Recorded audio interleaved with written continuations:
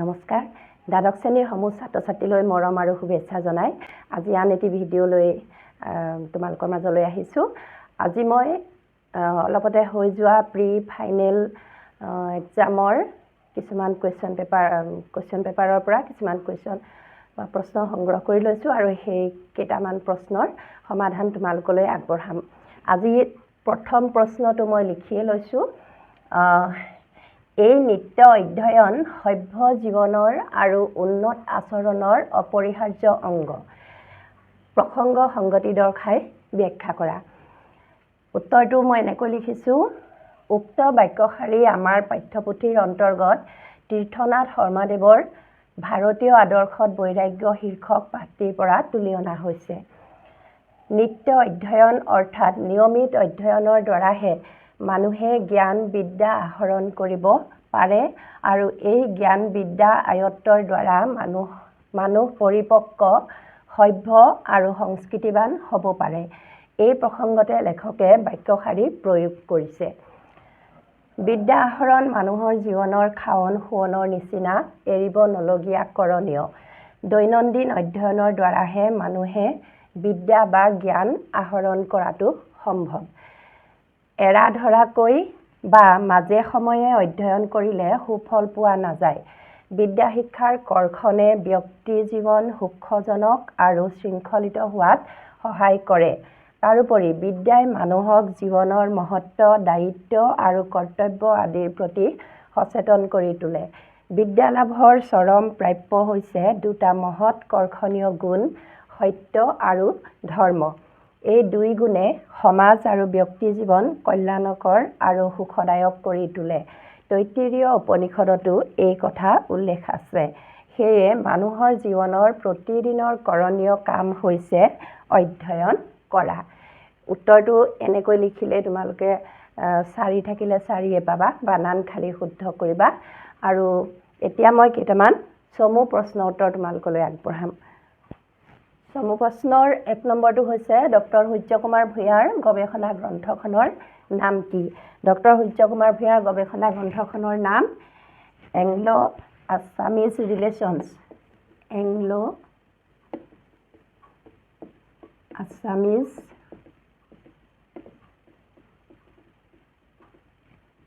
Relations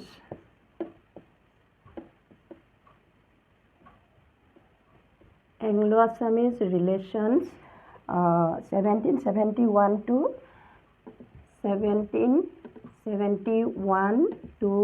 1826। এইখন হৈছে doctor সূৰ্য কুমাৰ ভূঞাৰ গৱেষণা গ্ৰন্থখনৰ নাম। মই মাত্ৰ উত্তৰটোহে লিখি দিছোঁ, তোমালোকে সম্পূৰ্ণ বাক্যত লিখিবা। চব লিখি যাবলৈ যাওঁতে মোৰ দেৰি হ'ব। ব্যক্তিৰ দায়িত্বৰ পৰিধি কেনেধৰণৰ? এইটো 1 নম্বৰ প্ৰশ্নৰ কাৰণে আহিছিলে। ব্যক্তিৰ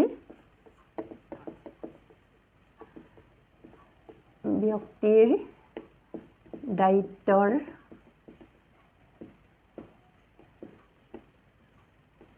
পৰিধি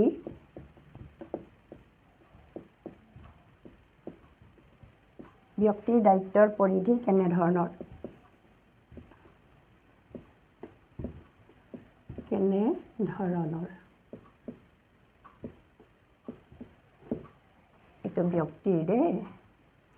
এইটো ব্যক্তিৰ দায়িত্বৰ পৰিধি কেনেধৰণৰ? ব্যক্তিৰ দায়িত্বৰ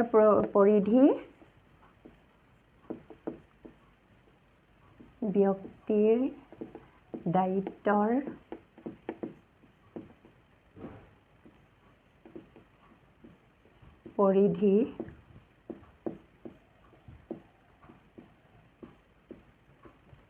ক্ৰমাৎ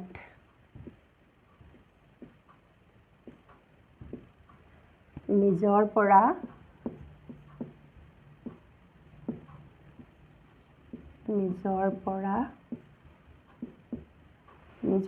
পৰিয়াল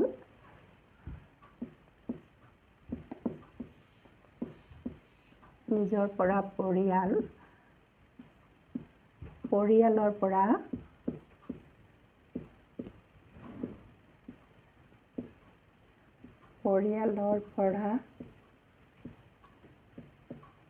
সমাজ, পৰিয়ালৰ পৰা সমাজ এই তিনিওটা সামৰি লয়। পৰিয়ালৰ পৰা সমাজ,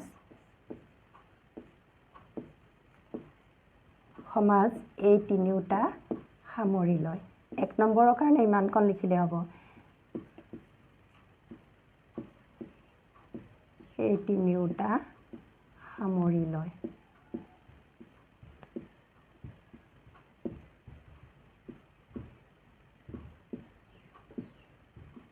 পিছৰ প্ৰশ্নটো, বৰ্তমান সময়ত চিঠিৰ প্ৰাসংগিকতা আৰু মধুৰতা। বৰ্তমান সময়ত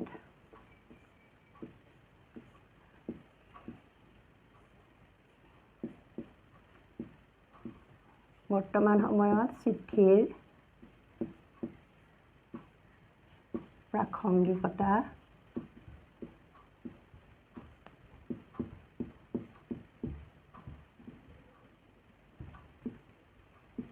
প্ৰাসংগিকতা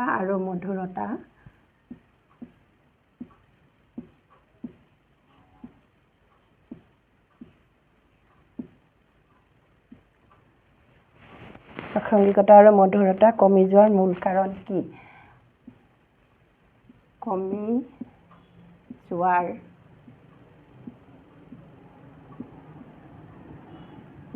মূল কাৰণ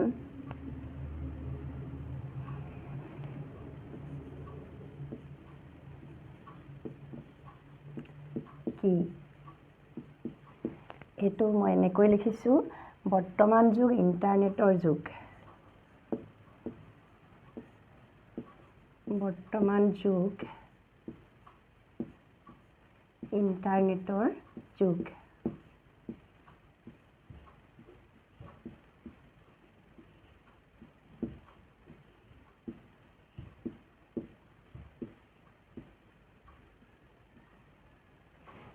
বৰ্তমান যুগ ইণ্টাৰনেটৰ যুগ। মুহূৰ্তৰ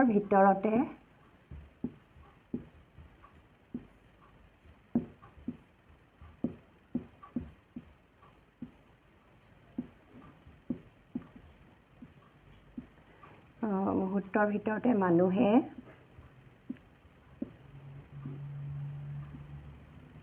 পৃথিৱীৰ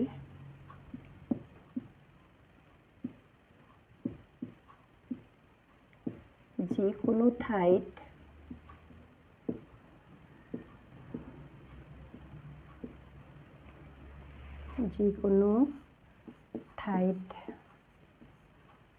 বাস কৰা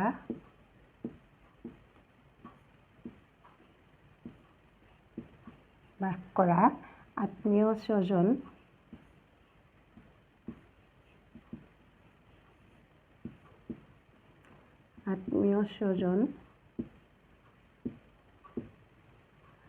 আৰু বন্ধু বান্ধৱৰ লগত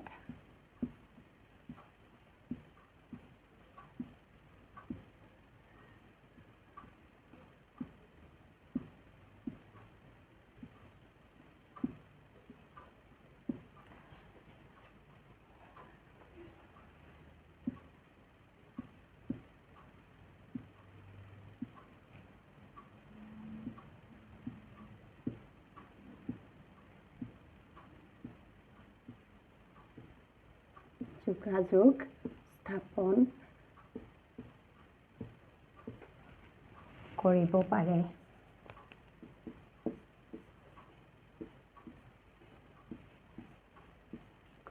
পাৰে। বা খা খবৰ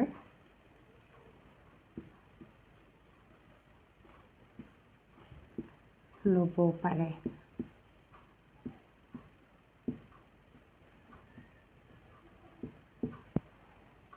বৰ্তমান যুগ ইণ্টাৰনেটৰ যুগ। মুহূৰ্তৰ ভিতৰতে মানুহে পৃথিৱীৰ যিকোনো ঠাইত বাস কৰা আত্মীয় স্বজন আৰু বন্ধু বান্ধৱৰ লগত যোগাযোগ স্থাপন কৰিব পাৰে বা খা খবৰ ল'ব পাৰে।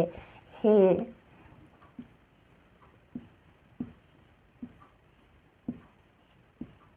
দীৰ্ঘ সময়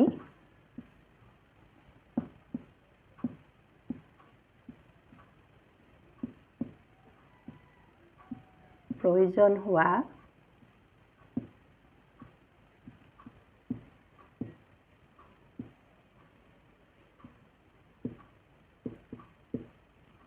প্ৰয়োজন হোৱা চিঠিৰ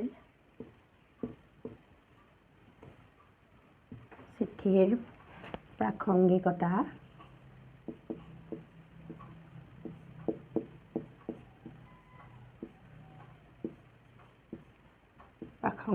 বৰ্তমান যুগত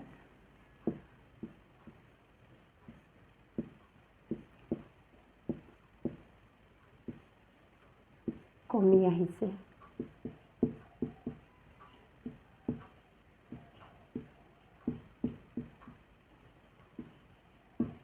এইটো ইমানকণ লিখিলেই হ'ব।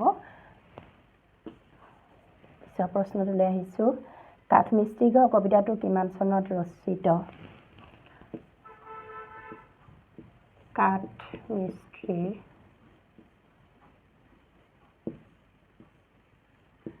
ঘৰ কবিতাটো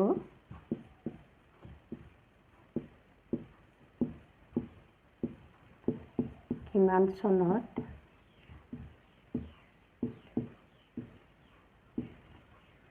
ৰচিত?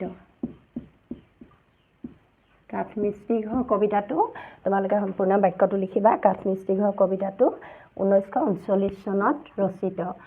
1939 চনত। পিছৰ প্ৰশ্নটোলৈ আহিছোঁ। পছোৱা আলোচনীখন কোনে সম্পাদনা কৰিছিল?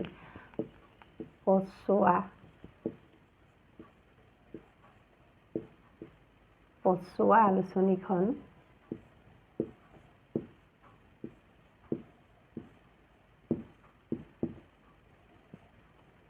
কোনে সম্পাদনা কৰিছিল?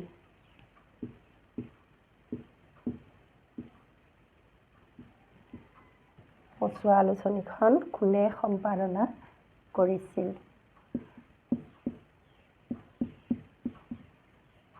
পছোৱা আলোচনীখন হেম বৰুৱাই সম্পাদনা কৰিছিল। হেম বৰুৱাই।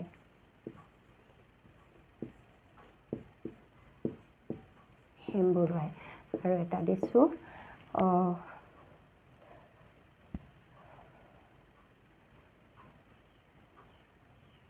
বৰগীতক কোনে হলি সংছ আখ্যা দিছিল? বৰগীতক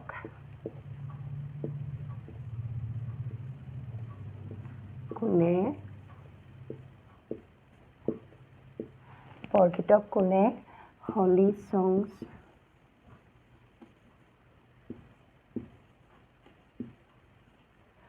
আখ্যা দিছিল?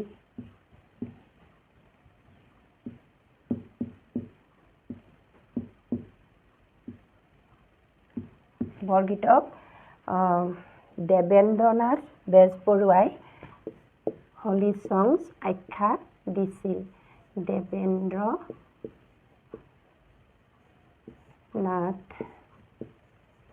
বেজবৰুৱাই।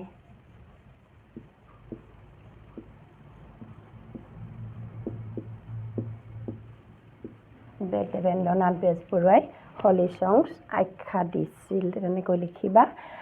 ছাত্ৰ ছাত্ৰীসকল, তোমালোকে গম পাইছাই মোৰ গাটো ভাল নহয়, মাতটোও ভাগি আছে। তথাপিও মই তোমালোকলৈ কেইটামান প্ৰশ্ন উত্তৰ আগবঢ়ালোঁ আৰু মই যিমান পাৰোঁ সোনকালে আৰু প্ৰি ফাইনেল এক্সামৰ কুৱেশ্যন পেপাৰ চলিউশ্যন তোমালোকলৈ আগবঢ়াবলৈ চেষ্টা কৰিম।